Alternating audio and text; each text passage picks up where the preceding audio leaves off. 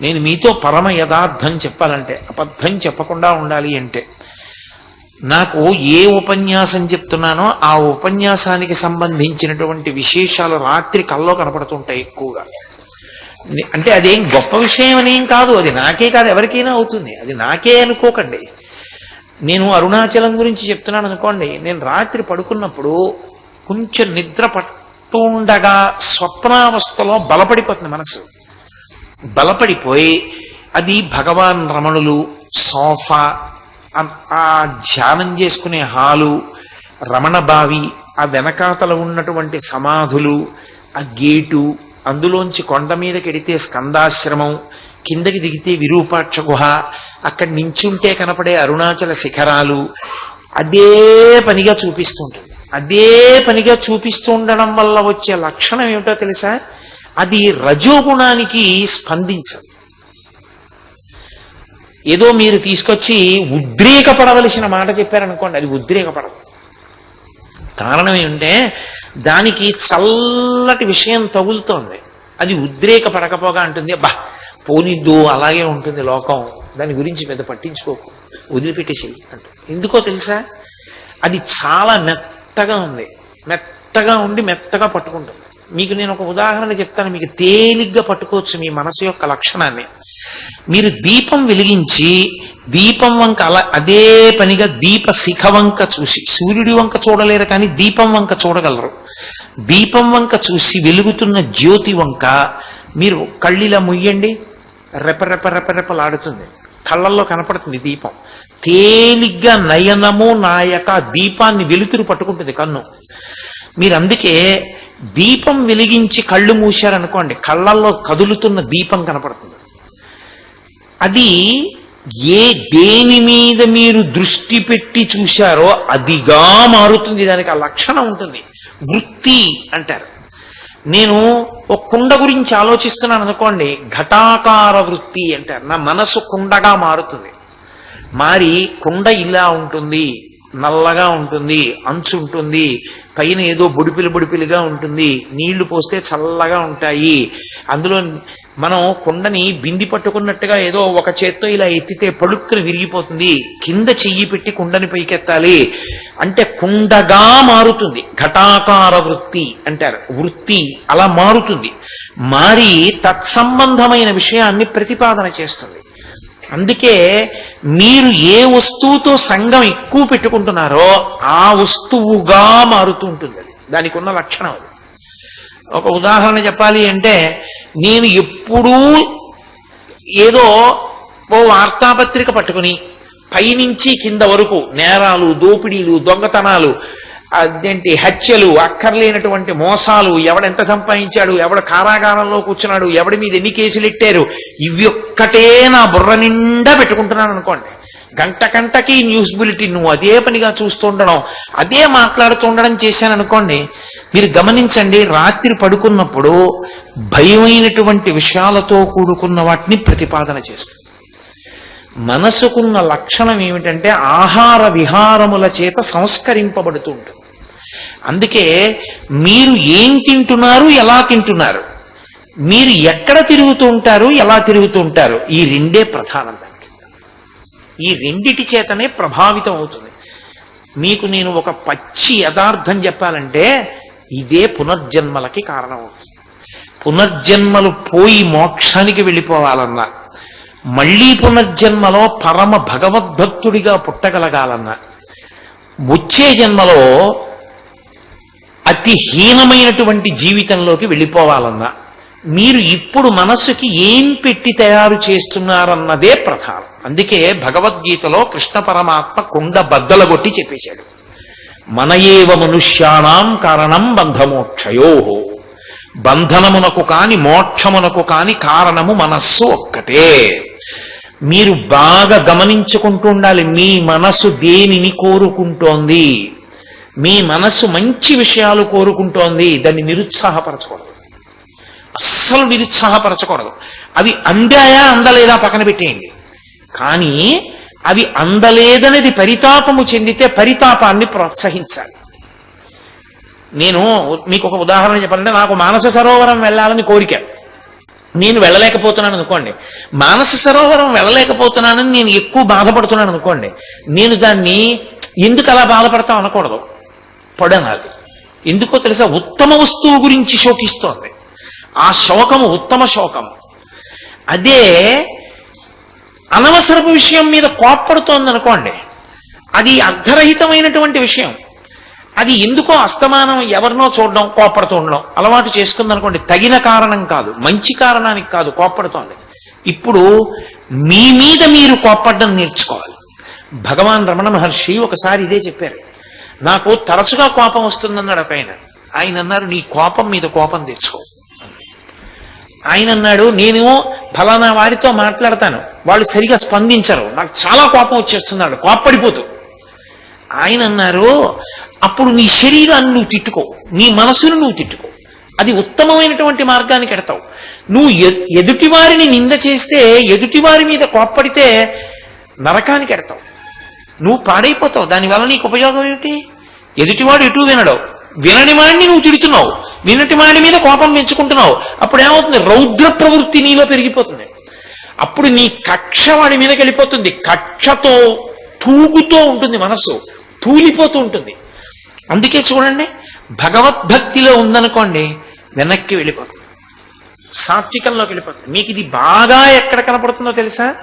సనాతన ధర్మమునందుండేటటువంటి అద్భుతం అదే. మీరు గమనించండి, మీరేమీ చెయ్యక్కర్లేదు. ఒక డోలక్ పట్టుకుని, మృదంగం పట్టుకుని 10 మంది కూర్చుని జై జయశంకర హర హర శంకర, జై జయశంకర హర హర శంకర అని తప్పట్లు కొడుతూ ఓ గంట సేపు భజన చేశారనుకోండి, మీరు వెళ్ళిపోయారనుకోండి ఇంటికి, అది జై జయశంకర హర హర శంకర, జై జయశంకర హర హర శంకర అంటుంది. మీరు గోదావరి గట్టుంది, గట్టు మీద చెట్టుంది అని పాడారనుకోండి, అది మీరు పాడమనకపోయినా గోదావరి గట్టుంది, గట్టు మీద చెట్టుంది అంట. గోదావరి మీద గట్టు, గట్టు మీద చెట్టు నిన్ను రక్షిస్తాయా? హరహర శంకర జయ జయశంకర నిన్ను రక్షిస్తాయి. అందుకని విహారము, ఆహార విహారములు ఏ ఉంటాయో ఆ వాటి గురించి ముందు నువ్వు విచారణ చేసుకోవడం, నీ మనసుని జాగ్రత్త పెట్టుకోవడం, దాన్ని పరిశీలిస్తూ ఉండడం, అది అడుగుతోంది గమనిస్తూ ఉండాలి ఎప్పుడు. అందుకే వేదాంత శాస్త్రమునందు మనసు పసిపిల్ల, బుద్ధి కన్న తల్లి. మనసుకి అక్కర్లేని విషయం ఉండదు.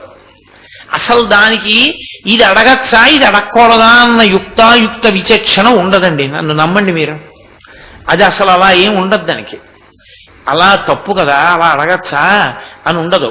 అది ఎంత అసహ్యకరమైన విషయాన్నైనా ప్రతిపాదన చేసేస్తుంది. అది చెయ్యి అంటుంది, అలా ఊహిస్తుంది, అటువంటి ప్రతిపాదనలు తీసుకొస్తుంది.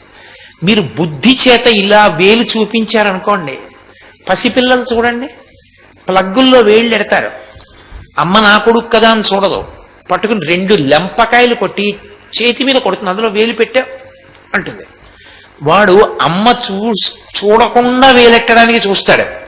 తర్వాత ఏమవుతాడంటే దెబ్బలు గుర్తొస్తాయి, అమ్మో దాని జోలికొద్దని మానేస్తాడు. బుద్ధి మనసుని హెచ్చరించడం మొదలెట్టింది అనుకోండి, అది ప్రతిపాదనలు చేయడం తగ్గించేస్తుంది. తర్వాత మీరు దానికి ప్రీతిని దేని మీద కల్పించాలో దాని మీద కల్పించారనుకోండి, రామాయణం మీద ప్రీతి పెంచేసుకుంది అనుకోండి. ఎక్కడో అక్కడ ప్రీతి ఉండాలండి, ఉండకుండా ఒక్కసారి ప్రీతికి అప్రీతికి అతీతంగా రమణ మహర్షిలా అయిపోవడం అందరికీ ఏకకాలమునందు సాధ్యము కాదు. అలా అయిపోతే లోకంలో అందరూ మోక్షానికి వెళ్ళిపోతారు. అది సాధ్యం కాదు, ఎంతో సాధనతో వెళ్ళాలి. అందుకని మొదటి మెట్టులో పరిశీలన ఎక్కడ అంటే, ఏది అడుగుతోంది? రామాయణం చదువుకుందామని అడుగుతోందా? ప్రశాంతంగా కూర్చుందామని అడుగుతోందా? ఇంకా కాసేపు జపం చేసుకుందామని అడుగుతోందా? మంచి విషయం ఏమైనా చూద్దామని అడుగుతోందా?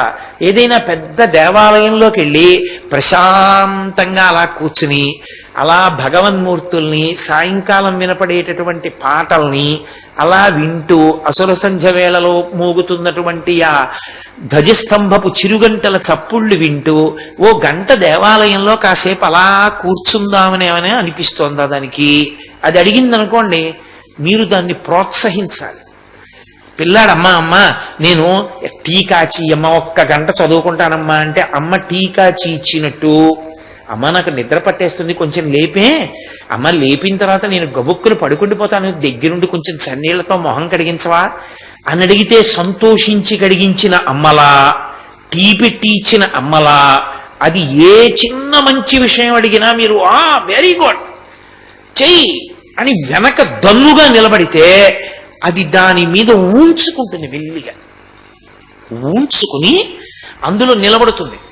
నిలబడిందనుకోండి విహారమును అలవాటు చేసుకుంటుంది. అప్పుడు దానికి ఏమవుతుందంటే అది ఎప్పుడూ దాన్ని చూసి సంతోషపడడం అలవాటు చేసుకుంటుంది.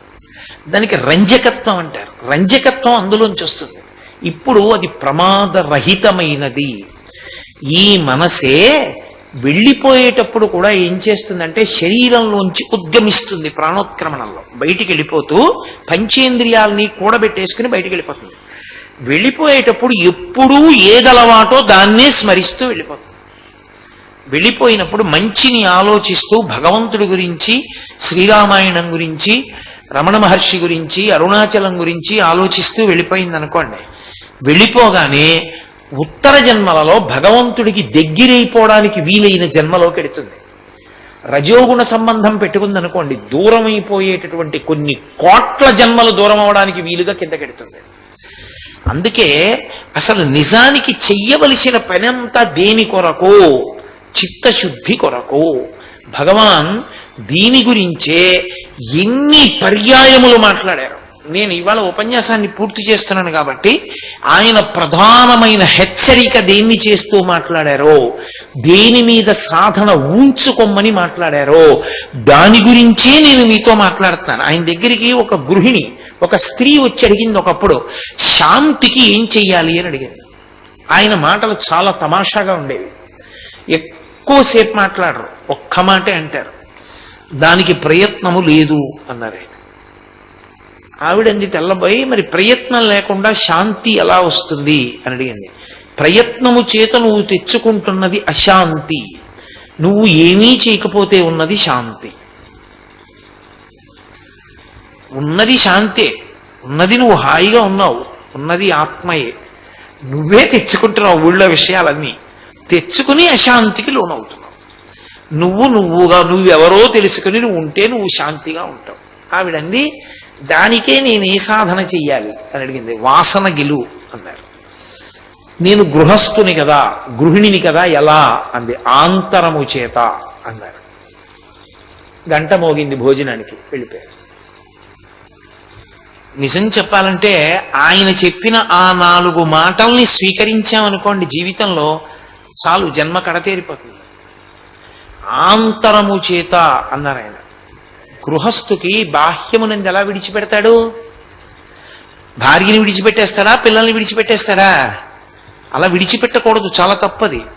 భార్యతో ఉండాలి, పిల్లలతో ఉండాలి, సంసారంలో ఉండాలి, కానీ ఆంతరమునందు విచారణ చేస్తూ ఉండాలి. బాగుందయా, ఈ అనుబంధములన్నీ ఉన్నాయి, ఎంతకాలం ఉంటాయి ఇవన్నీ? మా నాన్నగారు మా అందరి మీద, నా మీద, మా తమ్ముడి మీద, మా అక్క మీద, మా చెల్లెల మీద ఎంతో ప్రేమతో ఉండేవారు. మేము మా నాన్నగారి మీద ఎంతో ప్రేమతో ఉండేవాళ్ళం. ఒక రోజున మా నాన్నగారి శరీరములోంచి ప్రాణములు ఉద్గమించాయి, బయటికి వెళ్ళిపోయాయి. ఆ తర్వాత వెళ్ళి మేము నాన్నగారండి, నాన్నగారండి, నాన్నగారండి అని ఎంత పిలిచినా పలికిందా? ఇక పలకలేదు. ఒక్కసారి ఊపిరి బయటికి వెళ్ళేవరికే ఇవి.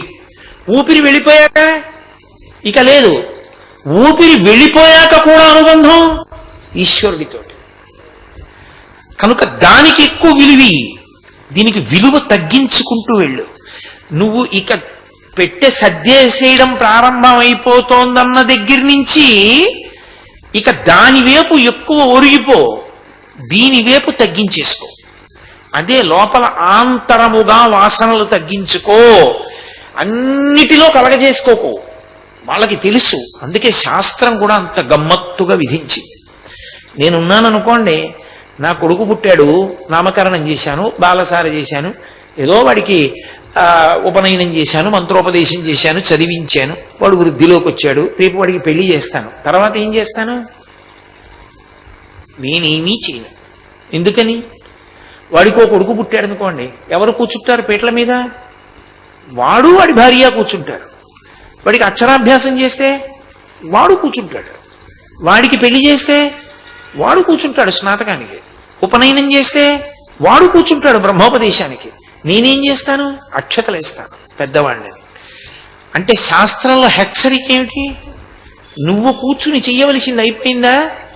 అయిపోయింది. అయిపోయిందని ఎందుకు చెప్పారు? ఇంకా పెద్దవాడివి కదా, నువ్వే చెయ్యని చెప్పలేదు, పిల్లాడు చేసుకుంటాడని చెప్పారు. ఎందుకని? నువ్వే చెప్పులు ఇప్పేసావో ఆ చెప్పుల్లోకి కొడుకు కాలు పెట్టేశాడు. నువ్విప్పుడు ఎవడి కాళ్ళు పట్టుకోవాలో అవి పట్టుకోవడం ప్రారంభం చేసేయాలి. అది వాసనలు గెలవడం అంటే.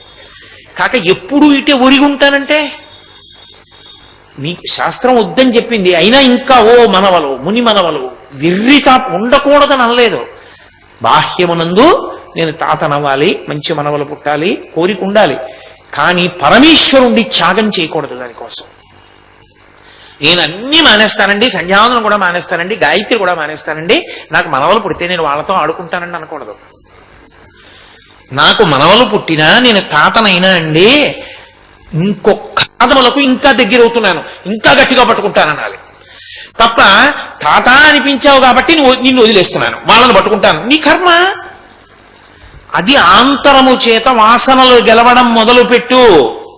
బాహ్యమునందుండు, ఆంతరమునందు ఒరగడం మార్చుకో.